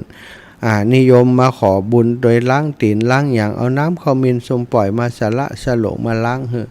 ต่อการนั่งโยฮันนี่เป็น20 นาทีสถานโอ้เปิ่นเลี้ยงแถวกันเข้ามาเป็นภาพที่หันแล้วกัดอกตัวเก่าว่าโหอันนี้เฮากำฮู้จักเพิ่นลูกตังใดมาอีแม่ลูกไหนมาโอ้อีแม่คนใหม่อีแม่ลูกบ้านหนองลายมาอีแม่โลอีแม่ลูกท่านลูกนี่มาเป็นหมู่บ้านที่เฮาบ่เคยได้ไปกำเตือนแล้วก็บ่เคยฮู้จักกำเตือนแล้วเพิ่นก็บ่เคยโทรมาในรายการ80% คือคนใหม่ซะท่าแต่ว่านี่แปลกแล้วก็20% คือคนเก่าที่เคยทำงานร่วมกันมาอย่างตังเวียงป่าเป้านี้ตะวานี้ก็มีตัวแทนมาถือว่าตัวแทนเพราะมากัน 3-4 คนที่ลืมบันไดก็คือโยมแม่อันจีรพันธ์โมป้อนี้โอ้มาถ้าอีแม่บ่มานี่แต่ว่าถ้าจะง่อมหาเวียงป่าเป้านักแกโยมแม่จีรพันธ์ปอนันทัชวินและโยมแม่อีก 2-3 คนมากับหลวงปู่พระครูปฏิภาณธรรมทินที่เคยเจอกันบ่อยๆนั้นโอ้หายไปนักสถาแต่หายไปนักเพิ่นก็หายหอมมาก่อนแล้วหายหอมมาตังโอนมาตังธนาคารก็มีปะที่ไหนก็ใส่ซองมาฮือก็มีและส่วนใหญ่เพิ่นก็จะมาที่งานของท่านอาจารย์ใหญ่พระครูวรธรรมนาถที่วัดหนองเหียงก็เข้าใจได้พี่น้องเมืองฝางนี่เมืองฝางนี่หายไปเลย แต่หายแต่ตัวหัวใจบ่หายส่งกำลังใจมาฮื้อตลอดโยมแม่จงดีเขาแล้วก็โยมกนกพิชัยนาเนาะก็ขออนุญาตประกาศสำหรับโยมแม่โยมแม่กันโยมแม่จงดีเชื้อกันทาก็ได้หายหอมปัจจัยเป็นส่วนตัวของอีแม่จำบ่ได้ว่าต่อใดเนาะน่าจะประมาณเกือบปัน แล้วก็คุณโยมกนกพิชัยนาพร้อมกับญาติธรรมญาติโยมของเปิ้นครอบครัวของเปิ้นร้านนานาพันธ์ได้มีจิตเจตนาอันดีงามโอนปัจจัยมาสนับสนุน 10,000 บาทแม่ครูธัญญาทองอิ่มนะวัดพระสิงห์คณะศรัทธาวัดพระสิงห์พร้อมคณะญาติธรรมของเปิ้น6 ปันป่ายเกือบ7 ปันแล้วก็หลายๆท่านหลายๆคนตะวานี่อาตมาขอยอมรับว่าบัตรตันได้อ่านไลน์บัตรตันได้อ่าน Facebook แม้กระทั่งวันนี้ก็ยังบ่ได้อ่านเตื้อโอนปัจจัยเข้ามา ในบัญชีของอาตมาก็มีบัญชีของโรงเรียนก็มีซึ่งเป็นสิ่งที่บรรณาเจือศรัทธาญาติโยมบรรณาเจือเรื่องที่หนึ่งก็คือว่าศรัทธาญาติโยมจะมาร่วมตานพระป่าโดยนักโดยหลาย แล้วเป็นคนหน้าใหม่ไปนักที่มาตะวาหลายคนก็ไม่ได้ทักทายกันดีแล้วก็มีโยมแม่จากตังอำเภอเงาอันนี้ก็มาเซอร์ไพรส์อาตมาตะวานี่เปิ่นเอาช่อดอกไม้ใหญ่ๆมาให้ช่อหนึ่ง เป็นดอกกุหลาบเป็นดอกสะปะแล้วก็เขียนในหันขอแสดงความยินดีติตุลูกทำโครงการธรรมยาตราสำเร็จลงอย่างงดงามเป็นช่อดอกไม้ดอกแรกและดอกเดียวพุ่มเดียวที่ได้จากการเดินธุดงค์มา 3-4 ปีนี้ถือว่าเป็นการเซอร์ไพรส์ทำให้มีกำลังใจแล้วบัดเท่าแต่นั้นโยมแม่อาลีพันธ์ศรีวิริยะไม่พร้อมกับลูกๆหลานๆครอบครัวเหมารถตู้มาแล้วก็เอาต้นปัจจัยมาถวายแห่ม 20,000 กว่าบาท20,000 กว่าบาทก็ได้เข้าไปในปัจจัยที่สนับสนุนโรงเรียนมดสถาก็มีแห่มหลายคณะนะที่เปิ้นเอาผ้าป่ามาบัดได้นับยอดแต่ละคณะว่าได้เท่าใดนะก็อย่างของหลวงปู่ดอยหลวงปู่ก็เอามาจากเวียงป่าเป้าต้นบะเล็กบะเล่นนะแล้วก็ศรัทธาหลายท่านหลายคนแม่บุญนาคเขาแม่โยมปีโยมน้องตั้งหลายบ้านห้วยฮีก็มาบ้านตังแม่ทะบ้านนากวางนาฟานบ้านนาบงบ้านหัวเสือดอนไฟนะก็เอามากันเอามารวมกันแล้วก็มีจากครูบาอาจารย์ท่านอาจารย์พระมหานพดลสุวรรณเมธีครูบาอาจารย์ที่เมตตาสงเคราะห์ดูแลสนับสนุนอาตมาสมปานเจ้าวัดบรรพตสถิตท่านอาจารย์นี้ไฟเขียวฮือตลอดเตี่ยอาตมาไปทำกิจกรรมนี้ส่งกำลังใจฮือไทยถามถึงเรื่องสุขภาพฮือกำลังใจตลอด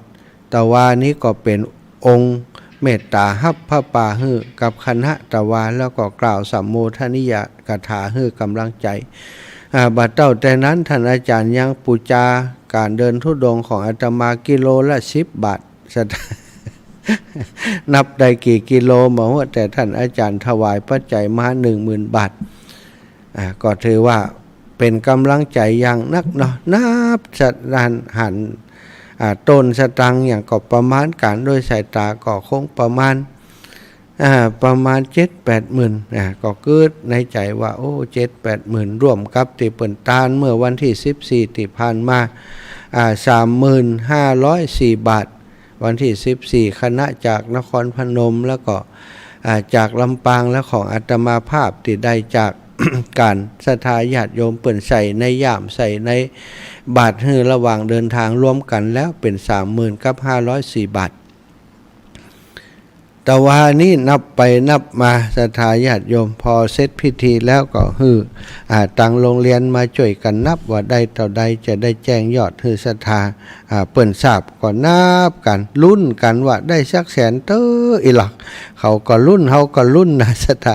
อาตมาก็ลุ้นว่าของได้สักแสนเต้อจะได้บรรเทาเบาบางถ้าบ่อันแล้วก็ต้องซ่อมแห่มนักจะต้องหาทางหาวิธีการเสาะจ่วยโรงเรียนแหมอยู่แต่สุดท้าย ก็เป็นที่น่าพอใจศรัทธาญาติโยมซึ่งมียอดเนาะถ้าใครมีปากกาก็จดไว้ก็ได้หรือว่าถ้าบางคนมีหลายกลุ่มอย่างต่างๆอาตมาก็ส่งไปให้ศรัทธาร่วมอนุโมทนาที่กลุ่มต่างๆกลุ่มขึ้นสีขาวก็มีเนาะกลุ่มอื่นๆที่มีที่เฮาเป็นกลุ่มกันอยู่ก็ส่งไปให้เปิ้นพอได้พระป่าจาก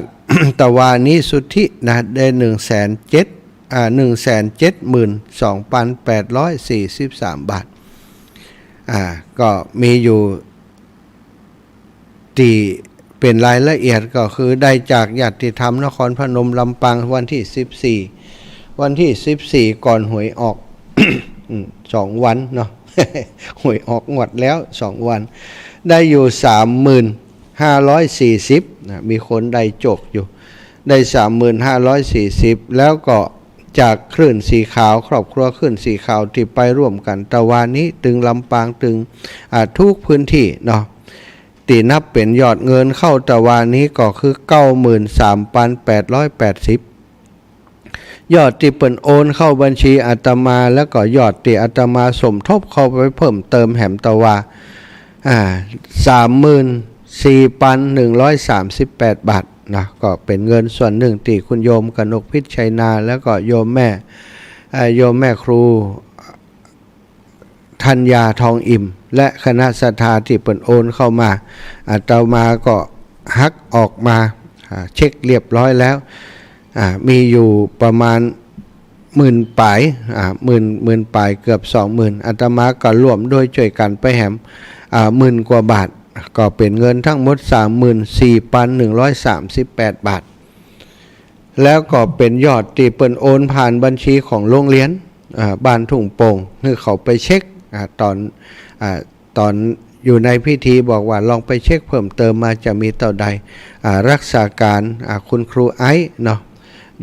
ดุจดีคำปันซักได้ไปเช็คดูก็มีอยู่เงินเข้ามานะถึงตะวานี้ 14,285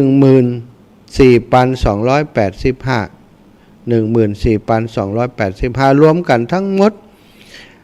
เป็น 172,843 172,843 สถานอันนี้คือยอดที่ได้สุทธิเป็นสิ่งที่เหนือความคาดหมายอาตมาเนาะเป็นพลังบุญพลังเงียบที่เกิดขึ้นแต่วานี้ทำให้อาตมาได้พอจะหายใจโล่งน้อยนะมันก็จะขาดแหมส่วนหนึ่งขาดแหมประมาณ 6-7 หมื่นเหมือนกันซะท่าแต่ก็เป็นอย่างน้อยก็ประคับประคองไปได้เทอมปลายละเนาะเพราะเดือนหนึ่งก็ใจอยู่20,000 20,000 ก็อันนี้ก็กุ้มได้หลายเดือนอยู่ส่วนที่มันบอกกุ้มบอกปอก็คงจะมีโอกาสหาเพิ่มหาเติมเสริมไปที่ตั้งโรงเรียนแหมเนาะศรัทธาอีปออีแม่ตั้งหลายอีแม่บัดตันหอมครับเนอท่านอาจารย์ถ้าปะกันที่ในศรัทธาญาติโยมจะสมทบร่วมบุญในกองบุญกองกุศลธรรมญาตราเพื่อการศึกษาก็ยังทำได้อยู่เนาะ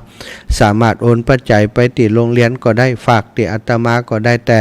ทุกครั้งอยากจะขอหลักฐานถ้าฝากก็ขอให้เป็นลายลักษณ์อักษร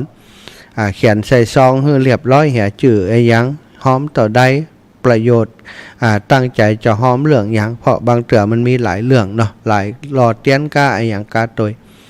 อันนี้ก็ขอศรัทธาญาติโยม ขอบคุณกับศรัทธาญาติโยมเนาะขอบคุณแรกก็คือครูบาอาจารย์ท่านอาจารย์พระครูอภิวัตรและครูบาอาจารย์ทุกรูปทุกองค์ที่เมตตาไปร่วมงานในวันที่ผ่านมาขอบคุณที่สองศรัทธาญาติโยมทุกท่านทุกคนที่ฮู้จักก็ดีบ่ฮู้จักก็ดีที่ไปร่วมงานในวันที่ผ่านมาขอบคุณที่สามก็ศรัทธาญาติโยมที่โอนปัจจัยไปถึง2 บัญชีถึงของอาตมาและของโรงเรียนที่ผ่านมาได้ปัจจัยทั้งหมด172,843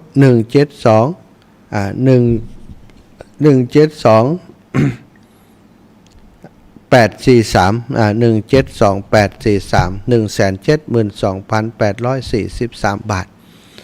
ก็เป็นถือว่าเป็นปัจจัยจากหมู่เฮาทั้งหมดเนอะศรัทธาบ่ต้องไปนับว่าคนนั้นนักคนนี้น้อยนะเข้าไปอยู่ในเงินส่วนนี้แล้วเงินศรัทธาญาติโยมทั้งหมดเดี๋ยวเฮาเข้าไปร่วมโดยช่วยกันในครั้งนี้เฮามีส่วนร่วมด้วยกันหมดคลื่นสีขาวทุกท่านทุกคน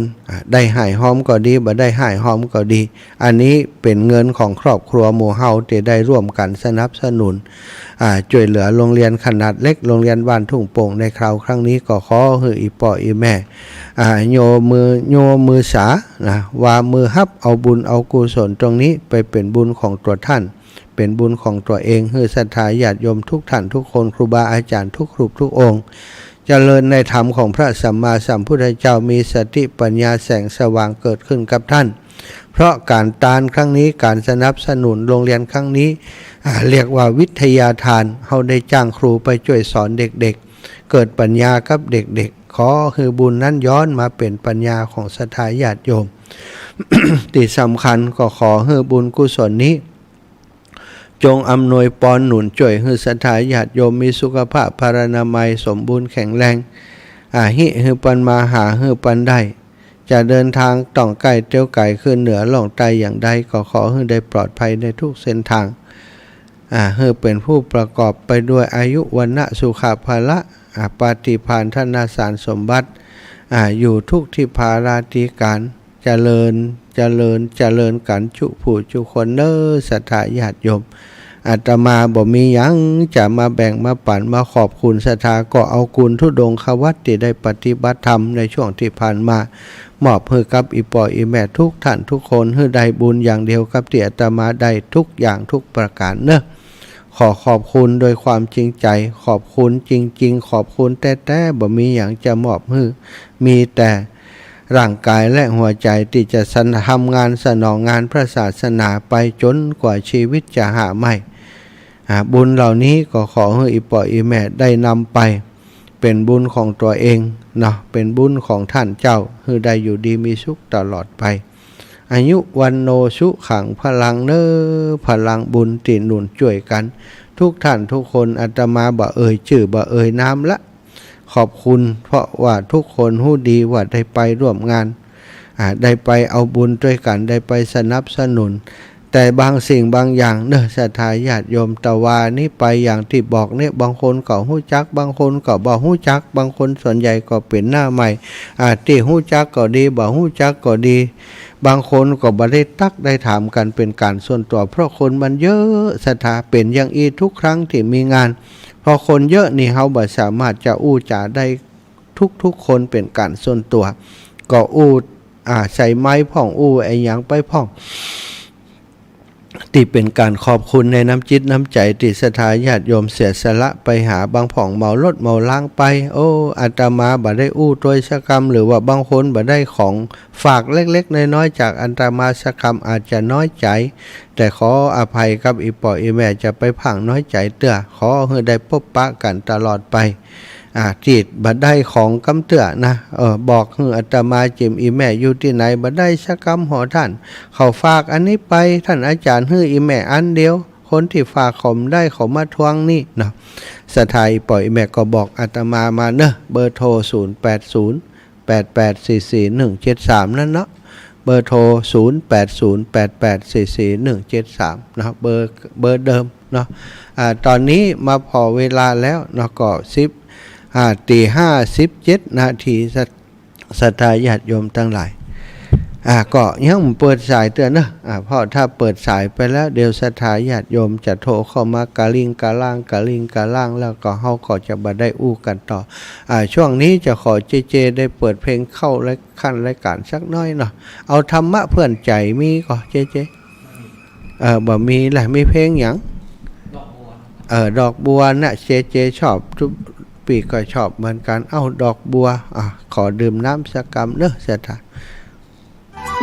แทนคำขอบคุณด้วยเพลงดอกบัวบูชา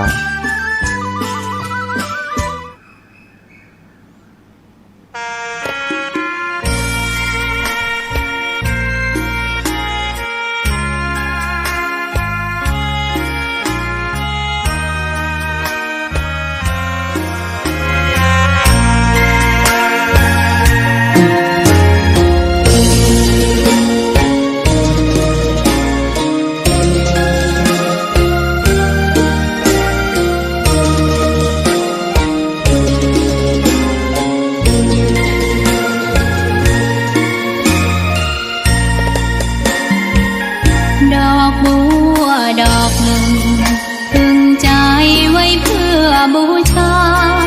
แด่องค์พระศาสดาสัมมาสัมพุทธเจ้ามีความงามเงียบไม่เปรียบเทียบเขาเทียบเราใครมองไม่งามช่างเขาแต่เจ้าก็คือดอกบัวด้วยความสัตย์ซื่อยึดถือความดีเป็นหลักใครรักไม่รักก็ไม่จมปลักมองมัวเมื่อโผล่พ้นน้ำก็เห็นความงา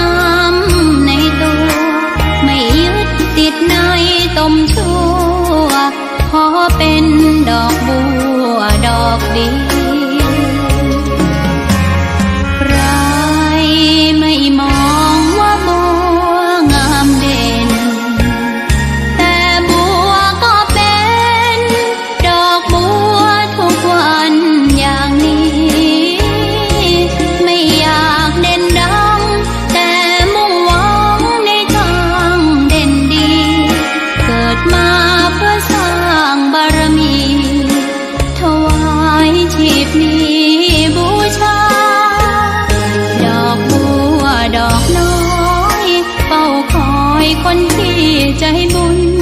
มาโอบเอื้อเกื้อกูลรู้ค่าของบุญเก็บบัวขึ้นมาเพื่อสร้างความดีและเสริมบารมีดังว่าใช้ดอกบัวนี้บูชาพระสัมมาสัมพุทธองค์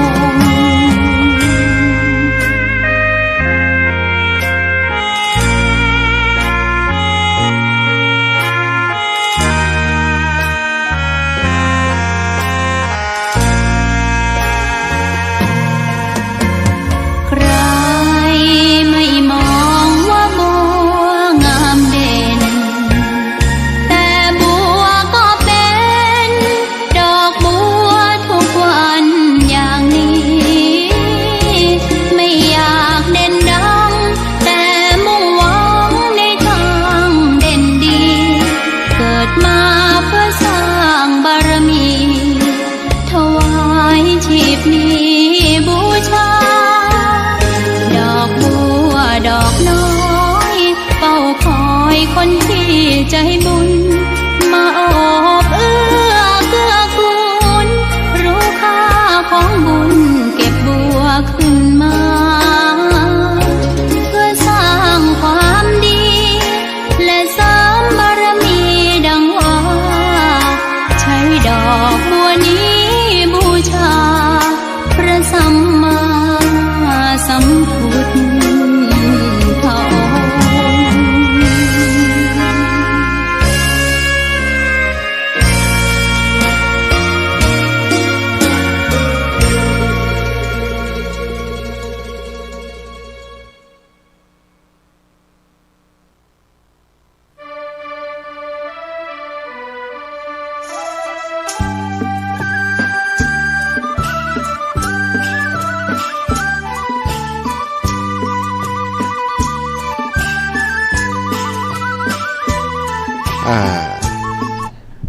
ธรรมสวัสดีสวัสดีในช่วงชั่วโมงที่สองศรัทธาญาติโยมทั้งหลายจริงๆแล้วล้ำชั่วโมงที่สองมาพอสมควรแต่กี้ก็ขอพักเบรกหนึ่งเพลงพอดีเจเปิ่นอินดูกินน้ำยังหมดแก้วเตื้อแหมเพลง ก็เป็นเพลงที่สนุกสนานได้สาระเนาะศรัทธาแล้วก็กบยังก็ปลุกแม่ครัวแม่ครัวรับอยู่เจปลุกแม่ครัวตื่นนะก็มีช่วงที่พักรายการพักเสียงไปดื่มน้ำก็ชะทาก็มดแก้วชะกำนะมีแม่ครูทานทิพย์โทรเข้ามาเมื่อสักครู่นี้บ่ได้ออกอากาศเนาะโทรมาขอร่วมบริจาคได้ฟังเรื่องราวของโรงเรียนแล้วอีแม่กัดอกน้ำตาซึมละเนาะอยากจะช่วยโรงเรียนอดบ่ได้ละจะช่วยวันเนี้ยนะ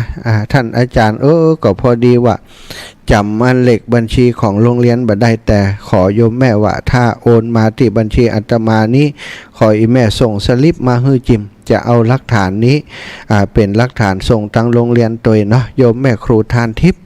ได้มีจิตเจตนาอันเป็นบุญเป็นกุศลศรัทธาอนุโมทนาโดยเปิ้นเนอะ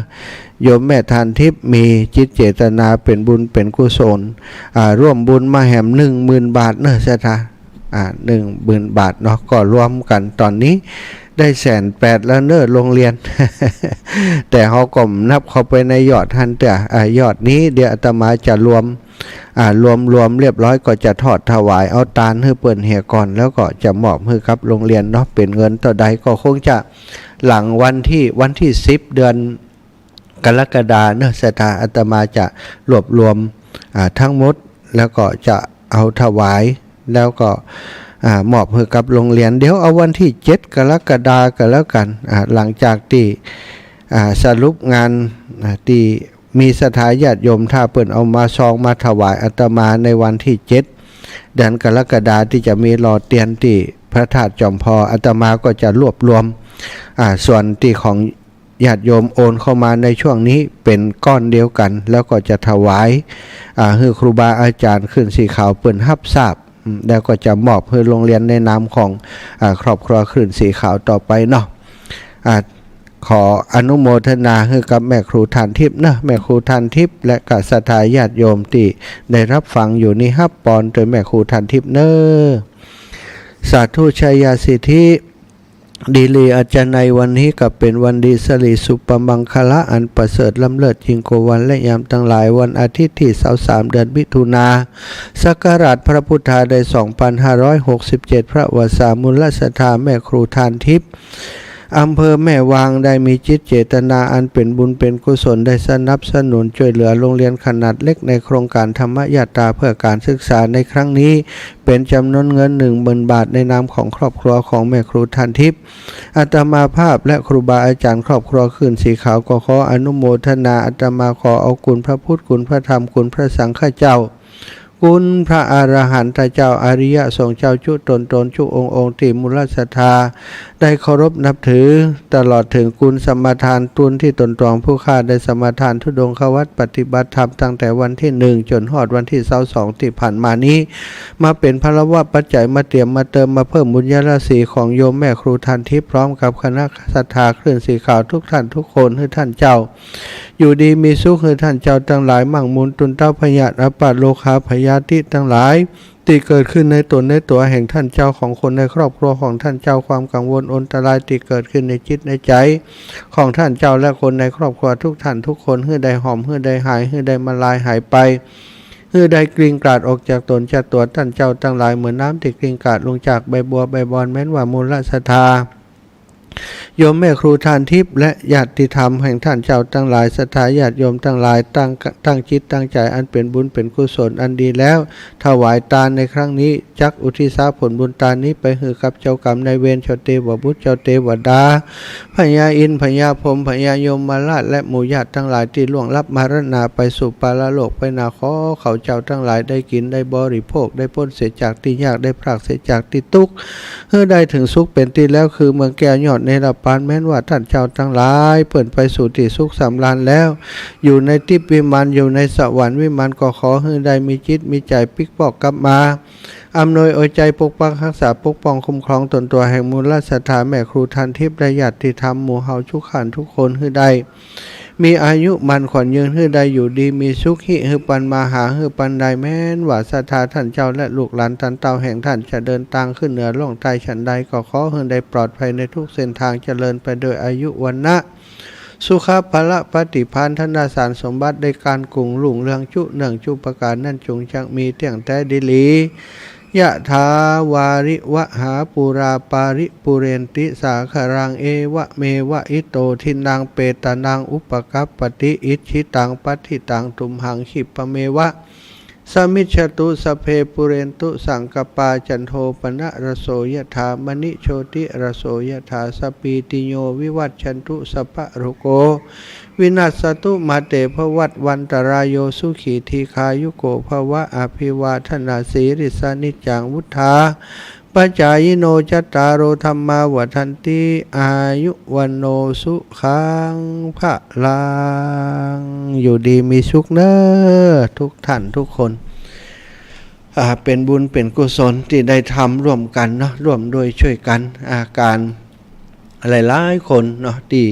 เปิดทราบข่าวการทำกิจกรรมอย่างอีของอาตมาภาพและได้รับการสนับสนุนจากครูบาอาจารย์ขึ้นสีขาวโดยท่านอาจารย์พระครูอภิวัฒนวิกรมและคณะครูบาอาจารย์ทุกรูปทุกองค์เปิ่นก็ประทับใจในครอบครัวของหมู่เฮาทั้งหลายที่เฮาได้สร้างสรรค์การบุญการกุศลร่วมกันมาสนับสนุนช่วยเหลือซึ่งกันและกันมาตลอดงานของคลื่นสีขาวของเฮาแต่ละเดือนบ่มีว่างเว้นเลยศรัทธาญาติโยมแต่ก็ยังได้กำลังคิดกำลังใจจากทุกท่านทุกคนมาโดยตลอดเจริญปอนโยมแม่ไล่ภาพเตจะพี่น้องเวียงป่าเป้าแม่ขอหอมหยาดงานร้อยเนี่ยแม่จะไปรอเตียนมันไปก่อนแม่ก่อนเจ้าแม่ไล่โอ้สมชาติไปแล้วไผจะไปก็น่าจะแม่จะอันคือปนันนี่ก็คือเด้อแม่จะไปโดยปนันดินเจ้าอ๋อเจ้าแม่100 บาทเนาะจะไปโดยปนันดินเด้อเจ้าสาธุแม่เขาก็จะไปตั้งแต่วันที่1ที่2ไปช่วยหลวงปู่แม่จะหอมร้อยแม่มันอีแม่มันเฮาที่สบายใจเฮานะกะ เนาะ เจ้า จะเต่าไหนมันเต่ากันอ่ะจิตเจตนาอันเป็นกุศลนี่มันยิ่งใหญ่ที่เจ้าป่ากับฝากไปที่อันเนี้ยมันโทษมันจะทิศนะเจ้าปนานก็ไปแต่ว่าน่ะปนานน่าจะวินน่ะก็ไหนก็ไม่ได้ไปไหนฝากไปหัวแล้วอ่ะเจ้าสาธุนะแม่นะบุญรักษาแม่เนอะได้ป้อนแล้วนะได้ป้อนตะกี้แล้วเนาะได้ป้อนไหนอ่ะเจ้าก็เอามือได้ป้อนแล้วได้เต่าเดียวกันจัดตุแม่จะนะพอดีว่าความพร้อมของคนเฮาเหมือนกันเนาะโยมแม่ครูเปิ้นก็จะมีความพร้อมหน่อยแล้วก็เรื่องของครูคุณครูเนี่ยเที่ยวนี้นะศรัทธาญาติโยมตีนครพนมก็เป็นคุณครูนะคุณครูสุริวัฒน์กับคุณครูชัดวลีเป็นคนที่ครูที่ดีมากเป็นครูของครูนะสอนครูบาอาจารย์ด้วยแล้วก็เป็นครูที่ฮักลูกศิษย์ส่งลูกศิษย์เฮียนแหมเจริญปอนแม่พวงภากาเจ้าทันหาโอ้ได้ปอนแล้วเต็มอกเต็มใจเต็มอกอิ่มน่ะได้ปอนตัวเปิ่นโมดเนาะขอบคุณนั้นเดี๋ยวนี้แม่เป็นสะพานบุญอันที่เปิ้นฟังท่านเนาะเจ้าโยมมันเปิ้นหอมมันเนี่ยจะไปเรียนการโดดเรียนว่ะได้กะโยมแม่นี่800 ป่ายแล้วนะดูจดไว้ดีๆเนอะจดไว้ดีๆถ้าแม่จะโอนไปให้ตู้ลงดอยเนาะโอนปุ่นโอนของหลวงปู่ปุ่นแม่ละลายชื่อที่เปิ้นหอมมันนี่ร้อยยังไงเนี่ยเนี่ยใดอีแม่อ่านออกอากาศตอนนี้เลยบ่อ่านเร็วได้ก็ได้อ่านเลยเดี๋ยวแม่ปณีปัญเจริญ200 บาทเจ้าแม่สวีวันประภาวิไล100 บาทเจ้าแม่โสพลสยาคำ100 บาทเจ้า ยายจันศรีปัญเจริญ100 บาทเจ้าแม่ปานีปัญเจริญ100 บาทนางสาวสุพรรณีปัญเจริญ100 บาทถึงหรือยังเจ้าแม่ทองใบมณีสอน100 บาทเจ้าแม่คำน้อยชัยวงศ์40 บาทเจ้าบ้านอุโมงค์เนอร์ทานเนอร์เจ้าสาธุนะแม่นะเจ้าการบ้านก่อนมีก้าผักตะเป็นนิทานเจ้าแม่เอาดำก็มีนี่เดี๋ยววันนี้ส้มนี่เจ้าแม่หมดเวลาเดี๋ยวเจ้าเนี่ยแม่เนี่ยสาธุจ้าแล้ววันนั้นเปิ้นว่ายังบ่นิมนต์เปิ้นมานอนปัจจาวัดศรัทธาญาติโยมตอนนี้เวลาหมดเวลาเพราะว่าเวลาถึง5 โมงเกินตอนนี้ล้ำของหลวงปู่มา 5-6 นาทีแล้วก็เรากลับในเมตตาของครูบาอาจารย์และศรัทธาญาติโยมติดตามเด้อพบปะกับหลวงปู่ต่อเด้อเจริญสุขเจริญธรรม